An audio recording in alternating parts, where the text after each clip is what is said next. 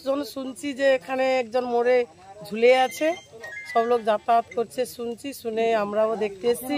এখানে খুব বড় জঙ্গল, খুবই জঙ্গল, গভীর। এই জঙ্গলের কাছে কেউ সাধারণত আসে না, এই সামনাসামনি কেউ মাছ ধরতে এসেছিল, এসে দেখেছে, দেখে এখনো চেনা যায়নি। এই আমরা এত জঙ্গলের ভিতরে সম্ভব? হ্যাঁ, এত জঙ্গল কি করে আসলো এটাই তো ভাবছি এখন। আপনার নাম? প্রতিমা সাউ। হ্যাঁ, ভালো আছিস? হ্যাঁ, একটু আগে এসে ছবিটা করে সবেন। আমার নাম দেবব্রত পাল। আমরা শুনলাম, শোনার পর দেখতে এলাম, দেখে এই বডিটা দেখতে। কি শুনলে? একজনকে ফাঁসি নিয়েছে, লোককে চিনতে পারছি না। আমাদের এলাকার পাশাপাশি দক্ষিণ মহেন্দ্রপুর বা রামগড় কোনো লোক হবে না, হয়তো লোককে চেনা যায় না, তো সেই কারণে। পুলিশ এসছে? পুলিশ আসেনি, আসছে। আপনার নাম?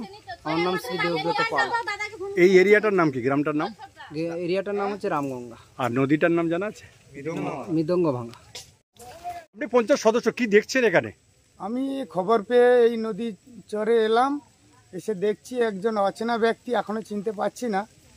আমরা দেখার পরে মোটামুটি প্রশাসন বিভাগকে খবর করেছি, ওরা আসছে, এলে তারপরে নিয়ে যাবে এখান থেকে, তারপরে চেনা পরিচিত কেউ কিনা খোঁজ নেওয়া হবে। আচ্ছা, এত জঙ্গলের ভিতরে কিভাবে? বুঝতে পারছি না তো, এ সুস্থ মস্তিষ্কের মধ্যে ছিল না এইভাবে জঙ্গলের মধ্যে এইভাবে সুইসাইড করলো কি কারণে?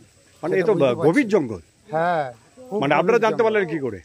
আমরা এই নদীর চরে এইখানকার স্থানীয় মেয়েরা মাছ টাছ কাঁকড়া ধরতে আসে, ওরা এসেই এখান থেকে লক্ষ্য পড়েছে, সেখান থেকেই আমরা পরপর করে খবর পেয়েছি। আপনার নাম?